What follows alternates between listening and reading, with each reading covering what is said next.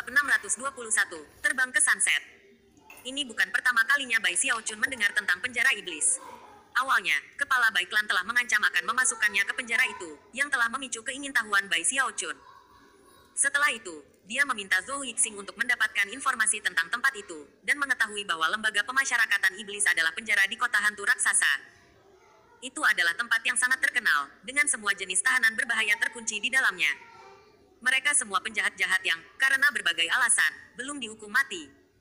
Sebaliknya, basis kultivasi mereka telah disegel, dan mereka telah dipenjara. Bagaimanapun, mereka semua adalah tipe orang yang tak seorang pun ingin bertemu di luar. Selanjutnya, ada pepatah di Giant Ghost City. Kematian tidak menakutkan. Terkurung di penjara iblis, dan Anda akan berharap Anda mati. Bagaimana mungkin seorang jenderal besar terkenal seperti saya berfungsi sebagai penjaga penjara rendahan? Bai Xiaochun berpikir dengan marah. Namun, dia tahu bahwa seorang pemimpin sejati harus fleksibel. Plus jika dia berhasil melakukan tindakan itu, dia mungkin bisa menggunakan ini sebagai kesempatan untuk mendapatkan akses ke portal teleportasi dan pulang. Sebelum dia bahkan bisa mengatakan apa-apa, Duke de Crier sudah pergi, dan Li Su dan bawahannya berdiri tegak dari busur mereka. Li Su adalah tipe orang yang tampak mengancam tanpa marah. Setelah dengan dingin menatap Bai Xiaochun dari atas ke bawah, dia berkata, "Jadi kamu Bai Hao dari klan Bai." Dari nada suaranya yang dingin, dia sepertinya tidak terlalu senang melihat Bai Hao berdiri di sana, dan itu sama dengan dua pria lainnya. Lagi pula, mereka semua mendengar cerita tentangnya baru-baru ini. Mereka tahu bahwa dia jahat dan kejam, tipe orang yang tidak peduli dengan keluarga, dan dapat dengan mudah menyembunyikan niatnya. Dia bahkan telah membunuh banyak anggota klannya sendiri. Seseorang yang ganas seperti itu bukanlah tipe orang yang ingin dekat dengannya. Tentu saja, pada saat yang sama, tidak ada yang mau menyinggung perasaannya juga. Kamu tidak bisa bertindak seperti yang kamu lakukan di klanmu. Sekarang Anda di sini, Anda harus hidup dengan aturan saya. Di penjara iblis, saya yang bertanggung jawab. Penjara tidak terbuka saat ini, jadi kembalilah besok pada saat yang sama. Tanpa menunggu jawaban, Li Su melambaikan lengan bajunya, menyebabkan pusaran air muncul kembali di perairan parit yang hitam. Jauh di dasar pusaran air adalah sebuah gua yang Li Su segera masuki, diikuti oleh dua bawahannya. Kemudian pusaran air menghilang. Hilang, begitu saja, Bai Xiaochun berpikir, matanya melebar. Jelas mereka berusaha membuatnya terkesan dengan fakta bahwa tidak mudah untuk masuk ke penjara iblis. Pesannya jelas, mulai sekarang, letakkan ekor Anda di antara kaki Anda dan bersikaplah. Lagi pula tempat seperti apa penjara ini? Gumamnya dengan marah.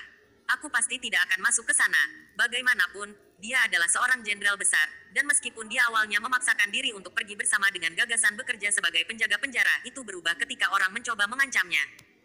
Setelah mencapai titik ini dalam pemikirannya, dia mendengus dingin dan berjalan pergi. Saat ini tengah hari.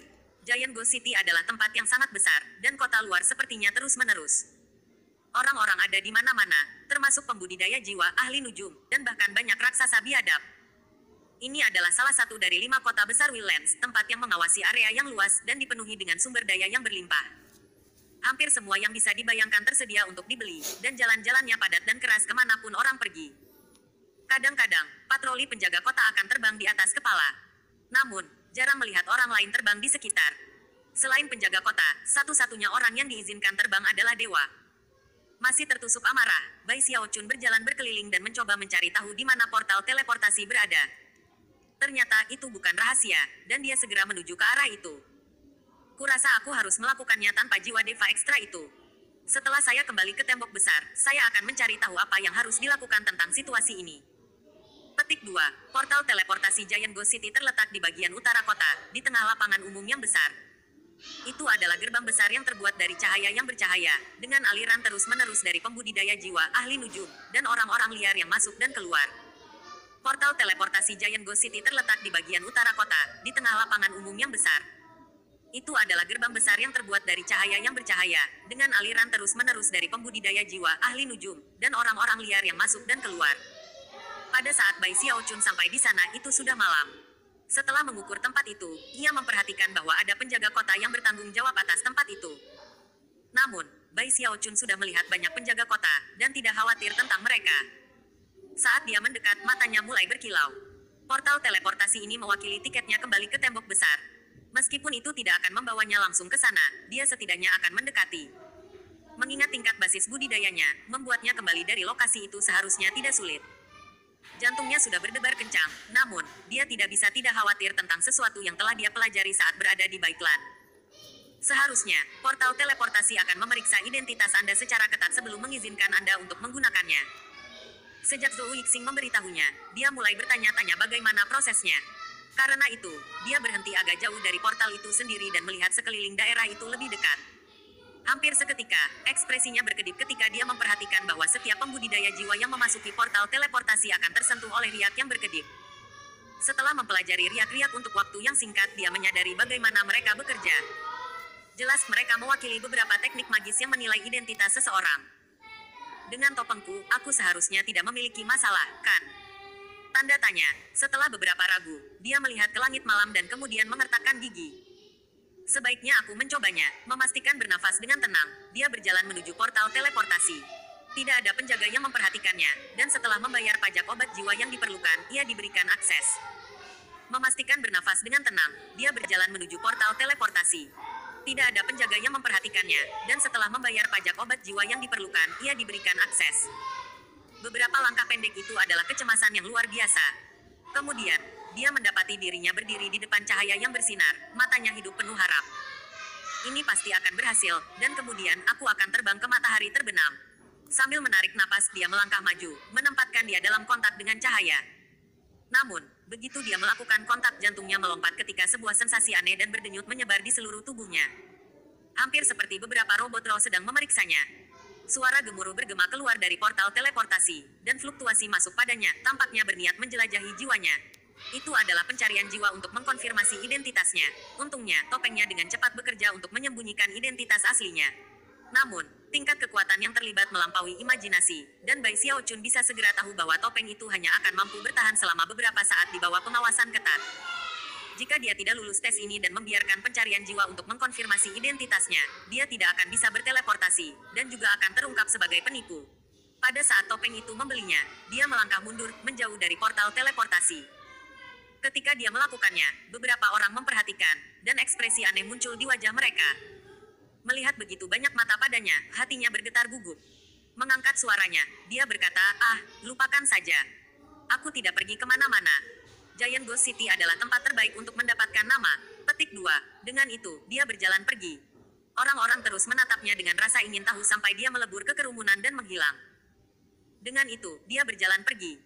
Orang-orang terus menatapnya dengan rasa ingin tahu sampai dia melebur ke kerumunan dan menghilang. Tidak jauh dari situ, dia bergegas, berwajah pucat dan jantung berdebar kencang. Apa yang harus saya lakukan? Dia meratap dalam hati. Jika aku tidak bisa menggunakan portal teleportasi, bagaimana aku bisa pulang? Dia ingin menangis tetapi tidak ada air mata yang mengalir. Semua harapannya telah terbungkus dalam portal teleportasi, dan sekarang, dia tahu dia tidak bisa menggunakannya. Beberapa saat kemudian, dia mengerjap beberapa kali dan kemudian mendesah betapa pahitnya hidupnya. Merasa benar-benar kecewa, ia menemukan penginapan acak untuk bermalam. Keesokan harinya, dia berjalan keluar dari penginapan dengan mata kosong. Jika aku tidak bisa kembali, kurasa aku hanya perlu menjadi terkenal di sini. Mungkin itu hanya nasibku dalam hidup. Benar-benar menyebalkan bagi orang yang suka menonjolkan diri seperti saya. Menghela nafas tanpa daya sepanjang jalan, dia kembali ke parit. Sekarang dia memikirkannya, menjadi penjaga di lembaga pemasyarakatan iblis mungkin tidak seburuk itu. Dengan status itu, dia akan sementara aman dari Baiklan, yang merupakan hal yang baik. Dia tiba di parit lebih awal, lalu duduk bersila dan mengerutkan kening sampai sore. Pada saat itu, pusaran air muncul lagi, dan salah satu bawahan Li Su muncul. Ketika dia melihat Bai Xiaochun, dia memberinya anggukan tanpa ekspresi. Baiklah, ikut aku, katanya. Tanpa berkata apa-apa, dia berbalik dan kembali ke pusaran air. Bab 622, Penjara Iblis. Bai Xiaochun tidak bisa berhenti mendesah dalam hatinya tentang betapa memalukannya bagi seorang jenderal besar yang spektakuler seperti dirinya dalam situasi ini. Namun, mengingat situasinya, dia tahu bahwa dia hanya harus berdamai dengannya. Terserahlah. Menimbang bahwa aku, Bai Xiaochun, sangat luar biasa dan luar biasa, tidak masalah di mana aku berakhir, aku selalu mendapatkan tingkat rasa hormat yang baru. Keluar dari pusaran air. Pada titik ini, dia menyadari bahwa Li Su harus menjadi pemimpin lembaga pemasyarakatan iblis, dan juga pemimpin masa depannya. Selanjutnya, pria ini di sini harus menjadi asisten semacam untuk Li Su. Pergilah, kata pria itu, kalau tidak kamu harus menunggu di luar untuk hari lain. Petik 2, Bai Xiaochun sudah tidak menyukai orang ini. Aku tidak melakukan apapun untuk menyinggung perasaannya, keluhnya dalam hati. Namun, tidak ada pilihan lain baginya selain menundukkan kepalanya dan bergegas ke pusaran air. Mereka menghilang, dan mulai tenggelam ke bagian bawah parit. Menimbang bahwa pria ini adalah asisten Li Su, tidak mengherankan bahwa ia memiliki basis kultivasi yang luar biasa. Dia juga memiliki medali perintah yang memancarkan cahaya lembut melindungi dirinya dan Bai Xiaochun dari air parit hitam yang mematikan di sekitar mereka. Bai Xiaochun sedikit gugup saat dia melihat ke kegelapan bertinta. Bukan saja dia tidak bisa melihat apa-apa, tapi dia merasakan sensasi bahaya yang dalam hanya melihat air hitam, seolah-olah binatang buas yang menakutkan bersembunyi di dalamnya.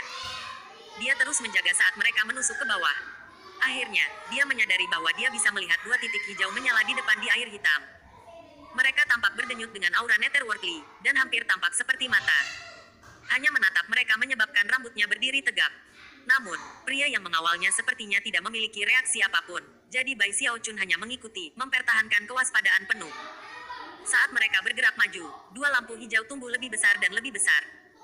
Semakin dekat mereka, hal-hal yang lebih jelas menjadi, sampai hati Bai Xiaochun melompat di sana di bagian bawah parit ada sebuah patung batu besar. Patung itu menggambarkan kura-kura raksasa Xuanwu yang berdenyut dengan distorsi spasial. Dua lampu hijau yang dilihat Bai Xiaochun sebelumnya sebenarnya adalah mata kura-kura. Itu juga mendidih dengan aura sangat membunuh yang tampaknya terkandung di daerah dengan segel sihir. Kalau bukan karena tanda penyegelan itu, aura akan merembes keluar dan menyebabkan transformasi drastis di langit dan bumi. Bai Xiaochun sudah terguncang, tetapi kemudian dia menyadari bahwa karena suatu alasan, kura-kura itu benar-benar tampak familiar. Setelah mempelajarinya dengan cermat untuk sesaat lagi, matanya selebar piring, dan jantungnya mulai berdebar di dadanya. Patung itu sangat mirip kura-kura kecil. Kura-kura kecil itu sudah lama hilang. Bai Xiaochun telah mencari tasnya memegang dengan aman pada beberapa kesempatan mencarinya, tetapi tidak dapat menemukannya. Meski begitu, Bai Xiaochun merasa bahwa dia ada di sana, di suatu tempat. Bahkan ketika Bai Xiaochun ragu-ragu tentang apa artinya semua itu, pria itu membawanya ke mata kiri patung penyu. Khawatir tentang segala hal, Bai Xiaochun mengikuti, dan segera mereka memasuki mata itu sendiri. Sebuah penghalang diapan membuat air hitam keluar, yang medali perintah pria itu memungkinkan mereka untuk melewatinya. Bai Xiaochun segera menemukan dirinya di sebuah gua batu besar yang penuh dengan stalaktit bersilang dan stalagmit yang tampak hampir seperti taring ganas. Ada 4 penggarap jiwa menunggu di sana, yang menggenggam tangan dan membungkuk dalam begitu mereka melihat pria yang memimpin Bai Xiaochun. Bai Xiaochun segera menemukan dirinya di sebuah gua batu besar yang penuh dengan stalaktit bersilang dan stalagmit yang tampak hampir seperti taring ganas. Ada 4 penggarap jiwa menunggu di sana, yang menggenggam tangan dan membungkuk dalam begitu mereka melihat pria yang memimpin Bai Xiaochun. Salam pelindung Dharma Kiri. Suara-suara mereka tidak keras dan menggelegar, melainkan dingin-dingin. Mereka tampak seperti orang yang hidup di perbatasan antara hidup dan mati, yang tatapannya hanya bisa menembus ke jantung. Setelah melihat mereka sejenak, Bai Xiaochun memutuskan bahwa keempatnya adalah pembudidaya Nas Chancel. Penjara iblis ini bukan penjara biasa, pikirnya. Ketika dia terus melihat sekeliling, dia melihat 4 terowongan mengarah ke 4 arah, dengan lubang seperti terowongan kelima di langit-langit. Sun Peng, ini adalah salah satu penjaga baru yang ditugaskan oleh sipir untuk sel blok D. Anda mengatur segalanya untuknya. Setelah mengeluarkan perintahnya, pria itu menggenggam tangannya di belakang punggung dan terbang ke atas terowongan kelima di atas. Kelompok 4 pembudidaya jiwa menggenggam tangan padanya ketika dia pergi, kemudian menyebar ke 4 koridor, dengan pengecualian seorang pria tua. Sambil mengerutkan kening, dia memandang Bai Xiaochun dan berkata, jika Li Su secara pribadi menyerahkan Anda ke pelindung Dharma Kiri untuk mengatur berbagai hal, maka secara logis Anda seharusnya ditugaskan ke sel blok A, bukan sel blok D saya. Petik 2. Orang tua itu sepertinya berpikir ada sesuatu yang agak aneh tentang situasi itu, tetapi masih tersenyum pada Bai Xiaochun meskipun itu adalah senyum ramah, itu tampak mengerikan bagi Bai Xiaochun. Ditambah dengan aura menyeramkan pria tua itu menyebabkan hawa dingin mengalir di punggung Bai Xiaochun.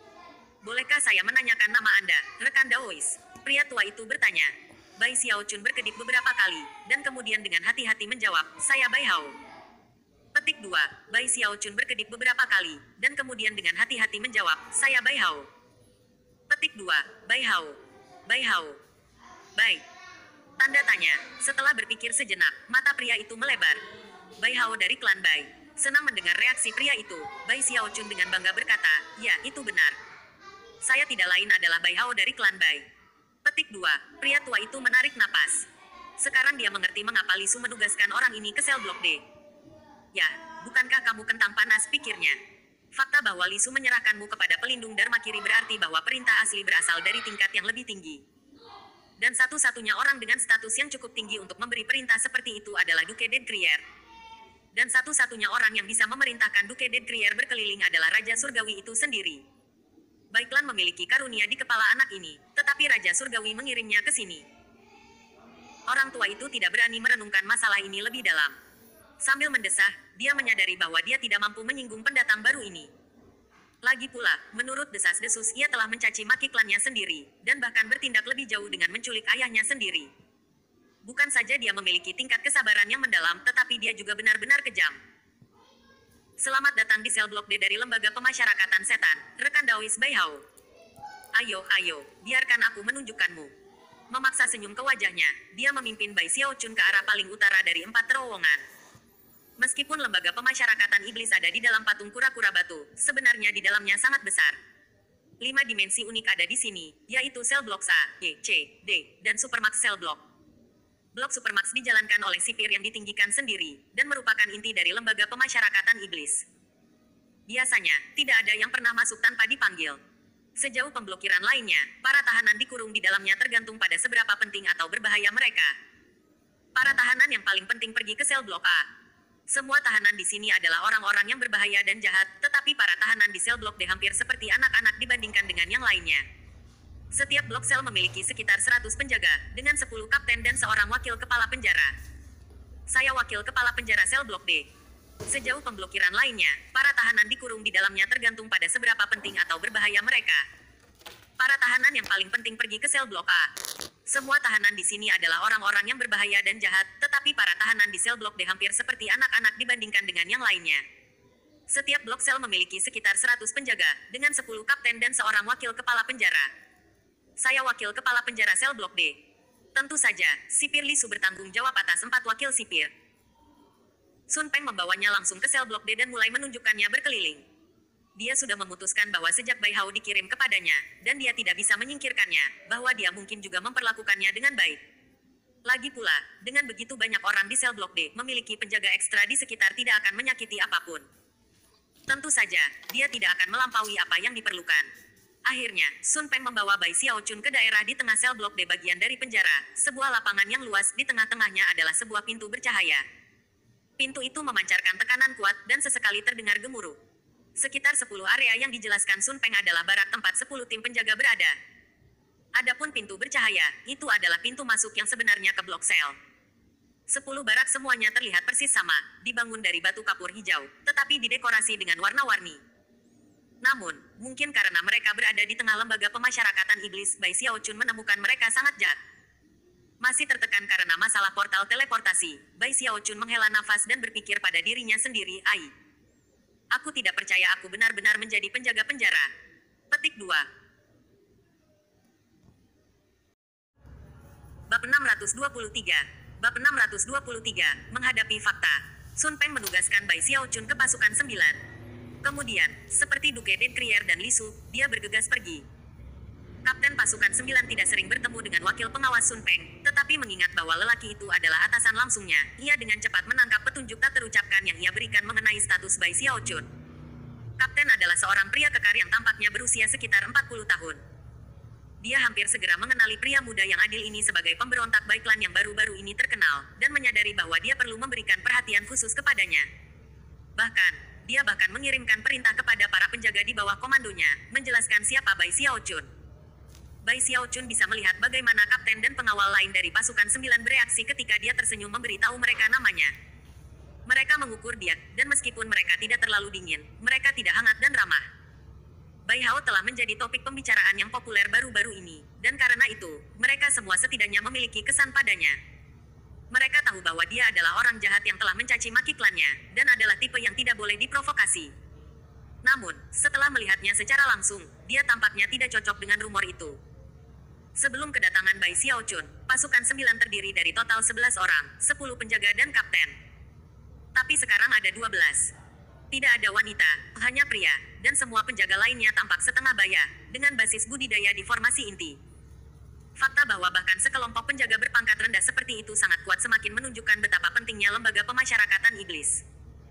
Ketika Bai Xiaochun menyadari bahwa kelompok itu tidak ramah, dia merasa sedikit canggung. Untuk merapikan semuanya, kapten dengan cepat menugaskannya tinggal di barak. Mengapa kamu tidak beristirahat sedikit, Bai Hao? Katanya. Yang benar adalah kita tidak terlalu sibuk di sini di penjara iblis. Pasukan tidak benar-benar tahu banyak tentang Anda sekarang, tetapi akan ada banyak waktu kemudian bagi Anda semua untuk saling mengenal. Dengan itu, dia pergi. Sejauh yang dia ketahui, situasinya tidak terlalu rumit.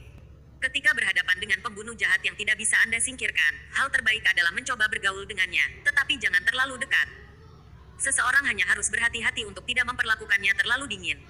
Bai Xiaochun sudah memiliki kesan baik tentang kapten. Setidaknya, dia lebih baik daripada Duke de Crier atau Li Su. Tempat tinggalnya tidak terlalu besar, dan hanya berisi tempat tidur dan kursi. Itu adalah ruangan yang sederhana, tetapi memiliki formasi mantra yang luar biasa yang terhubung dengan patung kura-kura batu, memberikannya kemampuan bertahan yang luar biasa. Setelah melihat sekeliling, dia duduk bersila dan mengerutkan kening. Ai, betapa kejam tikungan nasib. Inilah saya, seorang penjaga penjara. Petik 2. Peristiwa 2 hari terakhir ini cukup rumit. Patriark Bai Clan telah menyerang, kemudian Duke de Crier muncul. Setelah itu, rencana portal teleportasi gagal, dan sekarang dia adalah seorang penjaga penjara.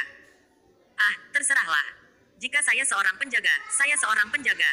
Yang paling penting sekarang adalah menjaga diri saya tetap aman. Ditambah lagi, saya harus mendapatkan sisi baik dari pasukan saya. Jika saya bisa membuat mereka menyukai saya, mereka mungkin akan banyak membantu saya nanti. Aku masih tidak tahu mengapa Raja Hantu Raksasa menyelamatkanku, tetapi setidaknya aku berada dalam situasi yang cukup aman, setidaknya untuk saat ini. Berapa lama itu akan berlangsung? Dia menghela nafas dan akhirnya pikirannya beralih ke jiwa dewa, di mana dia mengertakkan giginya dengan marah. Ini semua kesalahan nenek merah debu itu. Dan Chen Hetian, ya, terserahlah. Mungkin juga melupakan portal teleportasi. Hal terbaik untuk dilakukan adalah meningkatkan basis kultivasi saya dan mencari cara lain untuk kembali ke tembok besar. Saya sudah memiliki 4 klon jiwa dewa.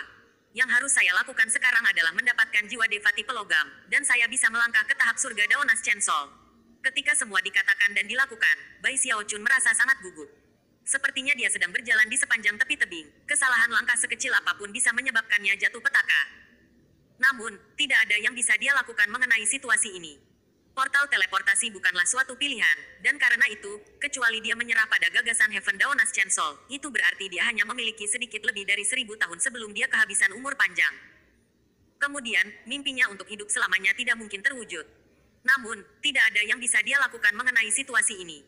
Portal teleportasi bukanlah suatu pilihan, dan karena itu, kecuali dia menyerah pada gagasan Heaven Daonas Chansol, itu berarti dia hanya memiliki sedikit lebih dari 1000 tahun sebelum dia kehabisan umur panjang.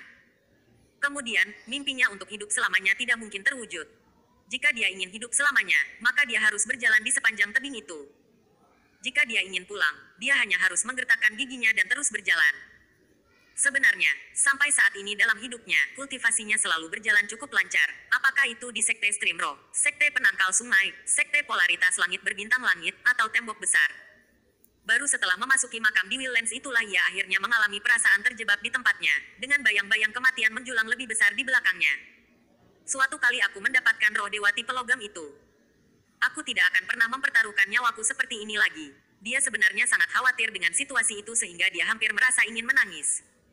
Nyaris tak ada apapun di dunia yang ia inginkan lebih daripada jiwa dewa. Dari mana aku seharusnya mendapatkan jiwa dewa itu? Tanda tanya, plus itu haruslah jiwa dewa tipe logam. Raja Hantu Raksasa adalah ahli dewa, jadi dia mungkin punya satu. Tapi, bagaimana saya bisa mendapatkan itu? Dia mengepalkan tangannya dan berpikir sekeras yang dia bisa, tetapi tidak bisa datang dengan ide.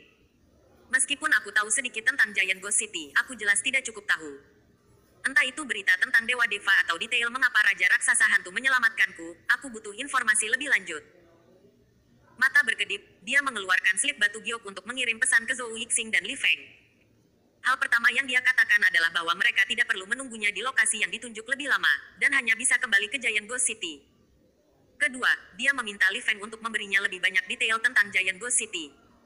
Tidak butuh waktu lama sebelum Li Feng mengirim kembali banyak informasi terperinci. Begitu Bai Xiaochun melihatnya, matanya melebar, dan jantungnya mulai berdebar. 5 dewa. Petik 2, 5 dewa. Petik 2, orang yang paling kuat di Giant Ghost City adalah Raja Surgawi Dewa. Di bawahnya ada 5 adipati dan 10 markuise. Para adipati semua dewa, dan semua markuise setengah langkah ke alam deva. Dari 5 dewa, 3 adalah bapak bangsa dari 3 klan besar. 2 lainnya adalah Duke de Crier dan Duke Netherworld. Dalam hal 10 Marquise, mereka memimpin 10 tentara yang dipenjara di Giant Ghost City, dan adalah orang-orang yang memiliki hubungan dekat dengan tahta kerajaan. Masing-masing dari mereka adalah orang yang sangat penting. Bai Xiaochun juga belajar bahwa meskipun para leluhur dari 3 klan besar secara teknis adalah bawahan dari Raja Hantu Raksasa, mereka telah membentuk faksi mereka sendiri. Pada akhirnya, Raja Hantu Raksasa adalah ahli dewa, sehingga dia bisa membunuh mereka semua dengan lambaian tangan. Menurut pendapat Bai Xiaochun, tampaknya ada sesuatu yang mencurigakan tentang seluruh situasi. Namun, Li Feng tidak bisa memberikan rincian lebih lanjut. Ini hanya hal-hal yang dia dengar di sana-sini. Mungkin Raja Hantu Raksasa menyelamatkanku karena dia ingin menguji sikap Bai Klan. Tetapi mengapa dia harus melakukan itu? Bagaimanapun, dia adalah dewa setengah dewa. Tidak peduli bagaimana dia menganalisis situasi, itu hanya menimbulkan lebih banyak pertanyaan. Itu adalah urusan yang rumit dan dia hanya punya sedikit informasi, yang membuatnya sulit untuk membuat penilaian yang baik. Namun, dari apa yang bisa dia katakan, 3 klan besar harus memiliki beberapa kartu truf yang memungkinkan mereka untuk mempertahankan hubungan yang agak antagonistik dengan Raja Hantu Raksasa. Kemungkinan besar, Raja Hantu Raksasa tidak begitu senang dengan pengaturan itu. Mungkin itu intinya, setidaknya. Selama Raja Hantu Raksasa tidak terlalu senang berada sejajar dengan 3 klan, maka aku mungkin aman di sini di Giant Ghost City. Jadi apa yang perlu aku lakukan sekarang adalah mendapatkan roh dewa tipe logam itu secepat mungkin, sebelum keadaan menjadi tidak pasti. Maka saya bisa lari. Merengut melihat nasibnya dalam kehidupan, dia mengambil napas dalam-dalam untuk fokus, lalu menutup matanya untuk memulai janji tentang api 13 warna. Mungkin itu intinya, setidaknya. Selama Raja Hantu Raksasa tidak terlalu senang berada sejajar dengan 3 klan, maka aku mungkin aman di sini di Giant Ghost City. Jadi apa yang perlu aku lakukan sekarang adalah mendapatkan roh dewa tipe logam itu secepat mungkin, sebelum keadaan menjadi tidak pasti. Maka saya bisa lari.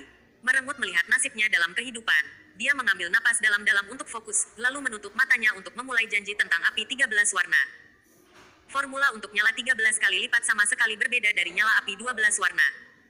Bahkan memiliki persyaratan yang berbeda dalam hal pengertian surgawi, persyaratan yang tidak akan pernah bisa dia penuhi sebelum memperoleh jiwa dewa dari klan Bai. Tapi sekarang dia memiliki klon keempat, yang semakin meningkatkan indera surgawi. Dengan itu, dia yakin bisa menggunakan catatan penelitian Bai Hao untuk akhirnya berhasil dengan nyala api 13 warna. Bahkan, dia curiga dia bahkan bisa mencapai sejauh 14 warna api. Ketika ia terbungkus dalam melakukan auguris dan mencari pencerahan, malam itu berlalu dengan lancar. Meskipun tidak mungkin untuk melihat matahari atau bulan dari lembaga pemasyarakatan iblis karena pembentukan mantra yang melindunginya, fase malam dan siang seperti biasa. Ketika malam memberi jalan di luar hari, Bai Xiaochun masih di tengah-tengah pekerjaannya, dan bahkan tidak menyadarinya.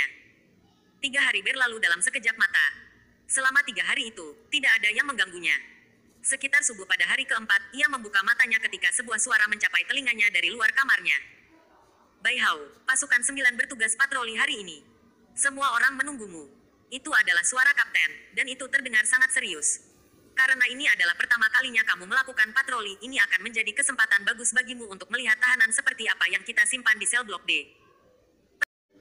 Bab 624, Kapten, apa yang sebenarnya mereka lakukan? Tahanan. Bai Xiaochun dengan gugup berdiri dan berjalan keluar dari kamarnya. Kapten sedang menunggu di luar, senyum di wajahnya. Bai Xiaochun tahu bahwa dia perlu mengembangkan hubungan yang baik dengan pasukan, tetapi itu tidak terlalu sulit. Dia hanya perlu berhenti berpikir tentang bagaimana dia adalah seorang ahli formasi inti dengan 4 klon jiwa Deva, dan bahwa dia bahkan bisa membunuh pembudidaya Nas Chancel yang tinggi. Dia hanya perlu bertindak seperti orang yang tidak penting. Oleh karena itu, dia memandang dengan hormat dan bersorak di wajahnya ketika dia menggenggam tangan dan membungkuk, lalu berkata, Kapten, kamu benar-benar tidak perlu datang sendiri. Jika Anda memiliki pesanan untuk saya, cukup kirim pesan. Petik 2. Sebenarnya, Bai Xiaochun sudah menyukai Kapten untuk memulai, jadi mudah untuk memberinya haluan yang mendalam. Kapten itu tampak agak terkejut. Yang benar adalah bahwa dia tidak punya pilihan lain selain datang menemui Bai Xiaochun. Menurut aturan lembaga pemasyarakatan iblis, semua penjaga harus berpartisipasi dalam tugas patroli. Jika Bai Xiaochun tahu tentang itu dan memilih untuk tidak bergabung, maka dia yang harus disalahkan. Tetapi jika kapten tidak secara pribadi memberitahu dia, maka dia akan dianggap bertanggung jawab. Penjaga lain mungkin menjaga jarak, tetapi ketika kapten memikirkan semua rumor yang dia dengar, dia benar-benar merasa dia tidak punya pilihan lain. Namun, yang mengejutkannya, iblis yang dilaporkan jahat dan membunuh keluarga yang telah mengubah pengkhianatan terhadap klannya dan menculik ayahnya sendiri, Bai Hao, sebenarnya sangat sopan. Kapten tertawa terbahak-bahak. Oh, tidak masalah sama sekali. Anda adalah bagian dari pasukan 9 sekarang, dan karena Anda baru saja tiba, bagaimana mungkin saya tidak datang untuk memberi Anda berita secara pribadi? Dengar, Bai Hao. Bagi orang-orang di luar, segala sesuatu tentang penjara iblis adalah rahasia besar. Bagaimanapun, hanya 2 tipe orang yang benar-benar dapat masuk ke blok sel, para tahanan, dan kami penjaga. Petik 2. Meskipun dia belum memiliki kesan yang sangat baik tentang Bai Xiaochun, Kapten tampak sedikit lebih tulus daripada sebelumnya, dan dia bahkan mulai menjelaskan lebih banyak informasi saat mereka berjalan. Setelah mengikuti sedikit Kapten, Bai Xiaochun hanya bisa bertanya, "Kapten, basis budidaya seperti apa yang dimiliki semua tahanan?" "Tidak masalah," jawab Kapten dengan bangga. "Setiap orang yang datang ke penjara iblis harus tunduk. Bahkan naga, tak lama, mereka mendekati pintu bercahaya besar di tengah alun-alun." Rasa ingin tahu Bai Xiaochun tumbuh. Dia telah mengalami banyak hal dalam hidupnya, tetapi tidak pernah berada di dalam penjara. Gagasan turun ke kedalaman lembaga pemasyarakatan iblis membuatnya dipenuhi dengan antisipasi. Para penggarap jiwa lainnya yang merupakan bagian dari pasukan 9 semuanya menunggu dengan tidak sabar di ambang pintu, dan banyak dari mereka tampaknya menjadi lebih kesal ketika mereka melihat Bai Xiaochun. Bai Xiaochun bisa melihat itu, dan mengingat bahwa dia tidak tahu berapa lama dia akan melayani sebagai penjaga, dia bergegas maju dan berkata, "Halo, saudara-saudara. Saya baru di sini dan tidak tahu aturannya. Saya sangat menyesal telah membuat Anda semua menunggu." Saat ini, dia tampak seperti Bai Hao, muda, murni dan adil, bahkan halus. Lebih jauh, dia berbicara dengan cara yang sangat menyenangkan. Segera, beberapa iritasi di mata penjaga lainnya memudar. Bagaimanapun, reputasi Bai Hao adalah bahwa binatang buas. Tetapi di sini ia dengan sopan dan bersemangat menawarkan penjelasan dan permintaan maaf. Para penjaga lainnya terkejut, dan tidak yakin harus berkata apa.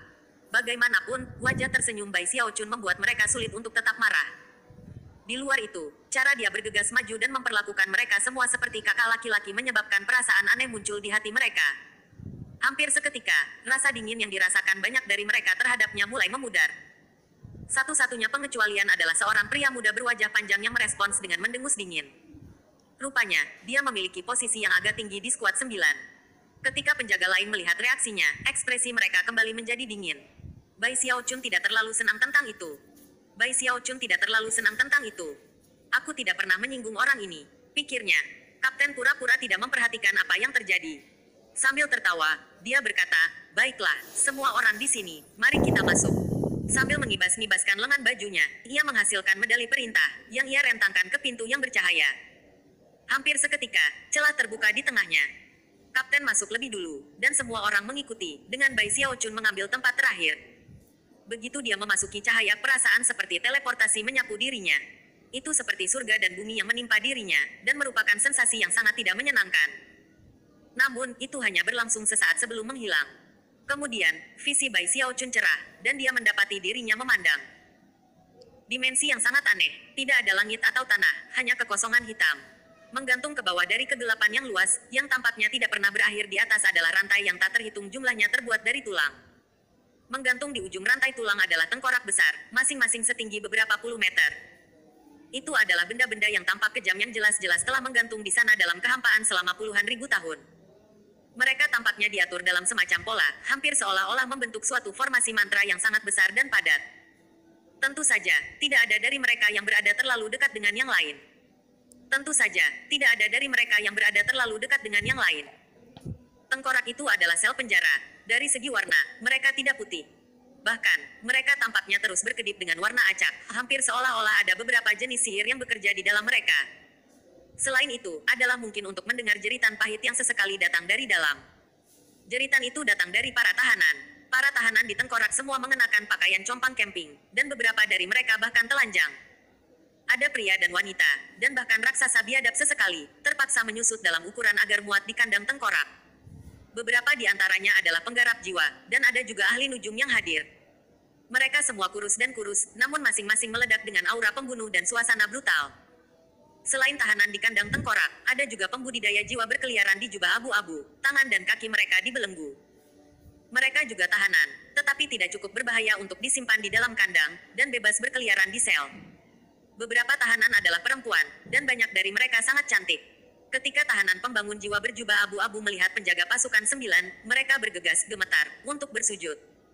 Ekspresi menyanjung dan menjilat terlihat di wajah mereka, dan untuk para tahanan wanita cantik mereka memastikan untuk mengungkapkan belahan dada mereka saat mereka membungkuk. Ketika Bai Xiaochun melihat itu, dia cukup terkejut.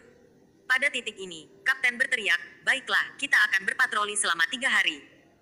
Selama 6 jam pertama, kami akan melakukan hal-hal seperti biasa. Pergi bersenang-senang dan tidak menimbulkan masalah. Ketika 6 jam sudah habis, kita akan bertemu di sel iblis Zhou tua. Mari kita lihat apakah kita akhirnya bisa membuatnya menumpahkan kacang." Petik 2. Setelah Kapten selesai berbicara, Bai Xiaochun menyaksikan para penjaga yang tersenyum tersebar ke berbagai arah. Pada titik ini, Kapten berteriak, "Baiklah, kita akan berpatroli selama 3 hari. Selama 6 jam pertama, kami akan melakukan hal-hal seperti biasa. Pergi bersenang-senang dan tidak menimbulkan masalah. Ketika 6 jam sudah habis, kita akan bertemu di sel iblis Zhou tua. Mari kita lihat apakah kita akhirnya bisa membuatnya menumpahkan kacang." Petik 2. Setelah Kapten selesai berbicara, Bai Xiaochun menyaksikan para penjaga yang tersenyum tersebar ke berbagai arah. Ketika itu terjadi, mata Bai Xiaochun membelalak karena terkejut ketika dia melihat banyak tahanan berjubah abu-abu berkeliaran di sekitar para penjaga seolah-olah mereka adalah teman lama. Beberapa dari mereka bahkan mulai memijat bahu para penjaga dan membungkuk untuk membisikkan hal-hal di telinga mereka. Terlebih lagi, ekspresi yang lebih menjilat dari sebelumnya dapat terlihat di wajah para tahanan. Ketika Kapten melihat bagaimana bingungnya Bai Xiaochun, dia tersenyum, merendahkan suaranya, dan berkata, "Orang-orang itu seperti pelayan di penjara iblis. Tidak ada dari mereka yang melakukan kejahatan serius dan mereka cenderung berperilaku baik. Adapun betapa mudah atau sulitnya hidup mereka itu terserah kita. Tahanan di tengkorak adalah yang sangat penting." Dia menunjuk ke satu tengkorak di dekatnya, di mana adalah seorang pria tua dengan tanda lahir merah di wajahnya. Dia terlihat sangat garang, tetapi saat ini matanya tertutup, seolah-olah dia tidak peduli sama sekali tentang dunia di sekitarnya. Misalnya, pria itu. Dia membuat marah raja, 200 tahun yang lalu, dan telah dikurung sejak itu. Dia tidak memiliki rahasia yang layak diekstraksi, jadi dia mungkin akan mati karena sebab alamiah pada akhirnya. Baiklah, bersenang-senanglah. Sebagai penjaga, kami seperti dewa di sini. Kehidupan para tahanan ada di tangan kita, dan karenanya, selama Anda tidak melakukan sesuatu yang terlalu berlebihan, Anda bisa melakukan apa saja sesuka Anda. Petik 2. Apapun yang kita inginkan. Pikir Bai Xiaochun tidak percaya, pikirannya berputar pada betapa berbedanya lembaga pemasyarakatan iblis berbeda dari yang dia bayangkan. Yang lebih mengejutkan adalah bagaimana pemuda berwajah panjang dari beberapa waktu lalu dikelilingi oleh sekelompok 8 tahanan wanita cantik, yang menariknya ke kejauhan dengan wajah genit di wajah mereka. Dia tidak bisa membantu tetapi berkedip beberapa kali dan bahkan menjilat bibirnya ketika dia melihat itu. Hatinya benar-benar mulai berdetak juga. Lagi pula ada beberapa tahanan wanita dalam kelompok itu yang menurutnya sangat menarik. Menunjuk ke arah mereka, dia berkata, "Kapten, apa yang sebenarnya mereka lakukan?" Babak 625, Bai Xiaochun murni. Kapten berdeham. "Jaga matamu untuk dirimu sendiri. Jangan pemalu seperti itu. Oh benar, jangan lupa untuk meninggalkan tahanan di sel sendirian. Mereka adalah pembunuh dan musuh, semuanya. Kecelakaan telah terjadi di masa lalu, Anda tahu. Basis kultivasi mereka disegel, tetapi pada satu kesempatan, salah satu dari mereka menggigit telinga salah satu penjaga." Petik 2. Setelah memberikan beberapa pengingat dan peringatan lagi, Kapten pergi untuk bersenang-senang. Bai Xiaochun merasa seperti dunia baru telah terbuka baginya. Setelah melihat sekeliling, dia menyadari bahwa beberapa tahanan berjubah abu-abu memandanginya. Mereka dengan cepat mengidentifikasi dia sebagai penjaga baru, dan bergegas untuk menawarkan salam. "Salam, Yang Mulia." Petik 2. Jika Anda membutuhkan sesuatu, Yang Mulia tolong ucapkan saja. Petik 2. Kau sangat muda, Yang Mulia. Sekarang kamu adalah penjaga penjara iblis, kamu memiliki prospek tanpa batas untuk masa depan. Anda seperti naga di antara laki-laki. Petik 2. Ketika semua orang mulai menjilatinya, Bai Xiaochun memperhatikan beberapa pembudidaya wanita yang menarik memberinya mata. Jelas mereka mencoba merayunya. Hati Bai Xiaochun mulai berdebar dengan kesadaran bahwa semua yang perlu dia lakukan adalah mengarahkan jarinya, dan semua pembudidaya perempuan itu akan memenuhi setiap keinginannya. Fudge, tempat ini jahat. Terengah-engah, Bai Xiaochun menyadari bahwa ini benar-benar bukan jenis tempat baginya. Saat ia terus menikmati pujian dari para tahanan, dan suara lembut dari para pembudidaya wanita, ia terus membuat kegelisahan. Siapa yang pernah berpikir bahwa lembaga pemasyarakatan iblis akan seperti ini? Bai Xiaochun adalah orang yang murni. Bagaimana dia bisa berkubang di tempat seperti ini? Tanda tanya. Petik 2. Dengan gelisah ia membiarkan para tahanan membawanya ke kejauhan. Dia mulai mengerti seperti apa lembaga pemasyarakatan iblis itu, bahwa itu adalah jenis tempat di mana kau bisa benar-benar mengatakan apapun itu. Akhirnya, Bai Xiaochun menyadari bahwa dia benar-benar menyukai penjara iblis, dan bahwa dunia benar-benar adalah tempat yang indah. Tapi Bai Xiaochun adalah orang yang hidup bersih dan jujur. Saya pasti tidak akan melakukan apapun untuk melanggar hati nurani saya. 6 jam kemudian, Bai Xiaochun merasa lebih baik dari sebelumnya tentang berada di penjara iblis. Pada saat itu, ia mengikuti arahan yang diberikan kepadanya oleh para tahanan yang membantu untuk bertemu kembali dengan anggota pasukan lainnya. Kapten sudah hadir, begitu juga 7 atau 8 penjaga lainnya. Semua orang tampak dalam suasana hati yang indah, dan mengobrol dengan gembira. Namun, pemuda berwajah panjang itu juga ada di sana, dan begitu dia melihat Bai Xiaochun, ekspresinya berubah suram. Dia memegang pengkhianat ini dari klan Bai dengan penuh penghinaan. Sejauh yang dia ketahui, siapapun yang akan menculik ayahnya sendiri dan membunuh sesama anggota klannya benar-benar jahat, dan tipe orang yang sebenarnya pantas dikurung di lembaga pemasyarakatan iblis. Selain itu, dia berteman dengan Bai Qi, yang memperdalam kebenciannya. Adapun penjaga lainnya, mereka hanya pura-pura tidak melihat Bai Xiaochun. Bai Xiaochun berdiri di sana dengan perasaan agak canggung, dan mulai marah apa masalahnya dengan pria ini. Pikirnya, untuk apa dia memilihku? Dengan itu, dia mulai menilai basis kultivasi pemuda itu, yang menyebabkan pemuda itu memandangnya dengan mata dingin. Kapten dapat melihat bahwa ketegangan sedang menumpuk di antara mereka berdua, jadi dia cepat-cepat menempatkan dirinya di tengah dan kemudian menuju ke tengkorak terdekat. Baiklah, mari kita mulai bisnis. Lihat pria itu, Bai Hao. Itu Zou setan tua. Petik 2. Baiklah, mari kita mulai bisnis. Lihat pria itu, Bai Hao. Itu Zou setan tua. Petik 2. Pemuda berwajah panjang itu mendengus dingin, dan Bai Xiaochun menekan amarahnya untuk melihat ke arah yang ditunjuk kapten. Di dalam tengkorak besar itu duduk seorang lelaki kekar yang, meski duduk bersila, tingginya masih hampir 2 meter. Dari tampilan itu, jika dia berdiri, dia hampir akan setinggi salah satu raksasa biadab. Dia benar-benar kasar. Matanya bersinar merah, dan senyum yang tampak garang memutar bibirnya. Selanjutnya, dia melihat ke penjaga dengan ekspresi serakah yang hampir membuatnya tampak seperti ingin memakannya. Begitu Bai Xiaochun menatapnya, dia merasakan bahwa pria itu kanibal semacam itu. Dia memiliki aura pembunuh yang membuatnya tampak benar-benar kebal terhadap alasan, tipe yang akan membunuh orang-orang kiri dan kanan tanpa sedikit pun gangguan. Ini adalah iblis tua Zou, lanjut kapten. Dia bukan saja pembunuh berdarah dingin, tapi dia juga kecanduan makan anak-anak. 100 tahun yang lalu, dia makan begitu banyak anak sehingga tidak mungkin untuk dihitung. Namun, karena koneksinya dengan klan Kai, salah satu dari 3 klan besar, ia berhasil terhindar dari hukuman mati. Petik 2. Bai Xiaochun mengerutkan kening. Dia bukan tipe orang yang langsung percaya semua yang dia dengar. Namun, meskipun cerita kapten tampak agak sulit dipercaya, berdasarkan apa yang tampak seperti iblis Zou tua ini, tampaknya mungkin. Tapi sekarang dia ada di sini, lanjut kapten dengan dingin, dia harus menjalani kehidupan yang penuh penderitaan. Pada titik ini, semua penjaga telah berkumpul. Baiklah, mari kita mulai. Ini adalah kesempatan terakhir kita untuk membuatnya berbicara. Kapten melambaikan lengan bajunya, dan pasukan 9 berwajah muram, menuju sel Old Devil Zou. Ketika iblis tua Zou melihat mereka datang, seringai ganasnya melebar, dan matanya berkilau. Tiba-tiba, dia melompat berdiri, meraih lubang mata tengkorak itu, dan menderu dengan geram. Raungan itu menyebabkan semua orang berhenti di tempat sejenak. Orang bodoh yang tidak berguna, aku, Zou Yunlong, sudah makan begitu banyak orang sepertimu sehingga aku kehilangan hitungan. Petik 2. Orang bodoh yang tidak berguna, aku, Zou Yunlong, sudah makan begitu banyak orang sepertimu sehingga aku kehilangan hitungan. Petik 2. Diam, bentak salah satu penjaga, melompat maju dan melakukan gerakan mantra. Lalu dia melambaikan jarinya ke tengkorak, yang berubah warna.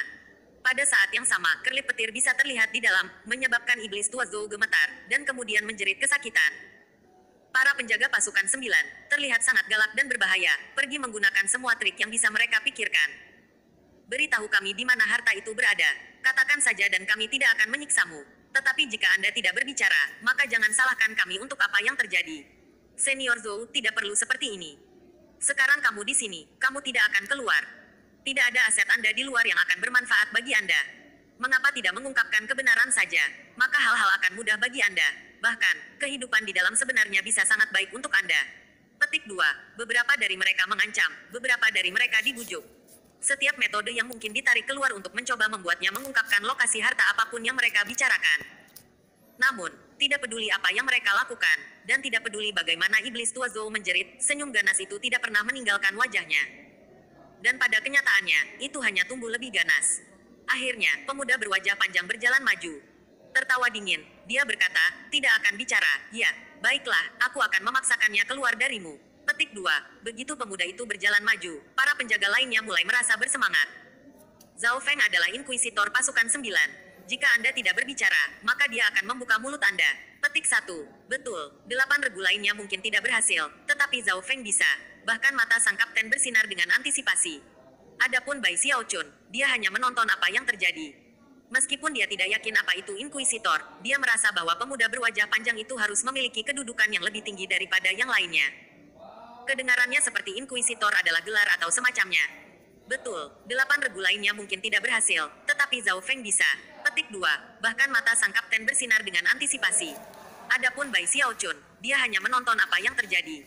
Meskipun dia tidak yakin apa itu inkuisitor, dia merasa bahwa pemuda berwajah panjang itu harus memiliki kedudukan yang lebih tinggi daripada yang lainnya. Kedengarannya seperti inkuisitor adalah gelar atau semacamnya. Pemuda berwajah panjang berjalan ke sel dan melakukan gerakan mantra 2 tangan, memanggil jarum hitam panjang. Seketika, jarum itu melesat ke depan dan menikam Zhou setan lama, memprovokasi jeritan kasar yang belum pernah terjadi sebelumnya. Beberapa saat kemudian, mata iblis tua Zhou menjadi merah padam, namun kesombongan di dalam diri mereka tidak memudar sedikit pun. Akhirnya, dia berhenti berteriak, dan kemudian mulai tertawa. Hanya itu yang kamu punya. Saya sudah makan banyak inkuisitor seperti Anda di masa lalu. Lezat, semuanya. Aku ingin tahu seperti apa rasanya. Petik 2. Pemuda berwajah panjang itu menatap marah pada iblis Zhou tua, lalu mulai mengerjakan gerakan mantra lainnya. Namun, tidak peduli apa yang dia lakukan, iblis tua Zhou hanya terus tertawa dan tertawa. Marah, para penjaga lainnya melakukan segala yang mereka bisa untuk membantu. Bai Xiaochun berdiri di samping, tampak kaget ketika penjaga pasukan 9 menginterogasi dan menyiksa iblis tua Zhou. Hampir sehari berlalu, dan meskipun iblis tua Zhou terengah-engah, dia masih tidak mengatakan sepatah kata pun tentang harta karunnya. Sialan orang ini bungkam. Akhirnya, para penjaga mulai mundur, memelototi iblis Zhou tua seolah-olah mereka berharap mereka bisa membobol otaknya untuk mendapatkan informasi yang mereka inginkan. Itu terutama berlaku untuk pemuda berwajah panjang itu. Ketika iblis tua Zhou di penjara baru-baru ini, sang kapten menjelaskan, dia tidak mempermasalahkannya. Tapi dia membangun cukup harta karun dalam hidupnya. Dia jelas menyembunyikannya di suatu tempat. Dia berada di lingkaran besar dari tahap Nas Chancel, setengah langkah ke alam Deva. Dia mendominasi dunia selama seluruh siklus 60 tahun, dan membantai lebih dari 30 klan seluruh. Dia pasti memiliki banyak harta karun. Petik 2. Setelah melihat betapa marahnya sesama penjaga, Bai Xiaochun ragu-ragu sejenak, dan akhirnya bertanya, kenapa kamu tidak mencari dia?